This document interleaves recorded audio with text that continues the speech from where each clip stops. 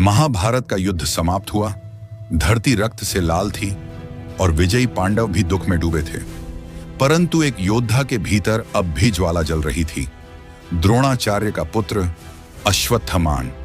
शिव के सामने उसने प्रण लिया, मैं पांडवों को समाप्त करूंगा, चाहे जो हो जाए। भगवान शिव प्रकट हुए, जा, मैं तुझे वरदान देता हूं, पर याद रख, अधर्म की सीमा मत लांघना। रात ढली, मौन पसरा। अश्वत्थामान पांडव शिविर की ओर बढ़ा, हाथ में तलवार, दिल में क्रोध। उसने द्रौपदी के 5 पुत्रों को सोते हुए मार डाला, सोचकर कि वे पांडव हैं। सुबह होते ही चीत्कार गूंजा। द्रौपदी ने कृष्ण से न्याय मांगा। कृष्ण का चेहरा शांत, पर भीतर क्रोध की ज्वाला। अश्वत्थामान, तेरा अपराध अक्षम्य है। अर्जुन उसे बांध कर लाए। युद्ध का विजेता अब अपराधी बन चुका था। कृष्ण बोले, तू जीवित रहेगा, परंतु मृत्यु की इच्छा करने पर भी नहीं मरेगा। उसके माथे से दिव्य मणि निकल गई और उसी क्षण वह श्रापग्रस्त हो गया।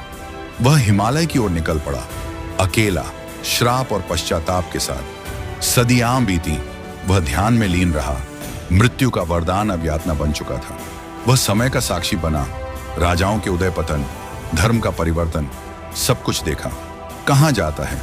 आज भी कुछ साधु उसे नर्मदा तट पर देखते हैं। वही अश्वत्थामान।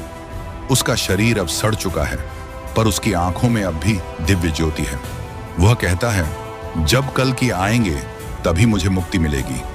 समय आएगा जब कल की अवतार प्रकट होंगे और अश्वत्थामान को मुक्ति देंगे। हजारों वर्षों की तपस्या के बाद अंततः उसे शांति मिली। यह कथा सिखाती है, शक्ति तब तक पवित्र है जब तक वह धर्म के लिए है। अधर्म का मार्ग अमृता को भी श्राप बना देता है। यह थी कथा अश्वत्थामान की, जिसे वरदान मिला अमृता का, पर जो अमर हो गया अपने ही कर्मों की यातना में।